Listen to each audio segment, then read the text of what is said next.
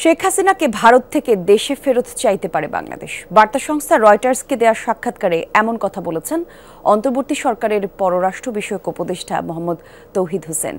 বলেন, শেখ হাসিনার বিরুদ্ধে মামলার সংখ্যা বাড়ছে, তাই বিচার কাজের জন্য তাকে ফেরত পাঠাতে বলা হতে পারে। স্বরাষ্ট্র এবং আইন মন্ত্রণালয়ের অনুরোধের ভিত্তিতে নেওয়া হতে পারে পদক্ষেপ। তবে বিষয়টি ভারত সরকারের জন্য বিব্রতকর হতে পারে, সেই মন্তব্য করেছেন তৌহিদ হোসেন। বলেন, দিল্লি নিশ্চয়ই বিবেচনায় রাখবে বিষয়টি। নিজেদের স্বার্থ বজায় রেখে পৃথিবীর সব দেশের সাথে বাংলাদেশ বন্ধুত্বপূর্ণ সম্পর্ক গড়তে চায়, এমনটাও জানান পররাষ্ট্র উপদেষ্টা। গত 5 আগস্ট ছাত্র জনতার অভ্যুত্থানের মুখে দেশ ত্যাগ করেন শেখ হাসিনা, আশ্রয় নেন ভারতে।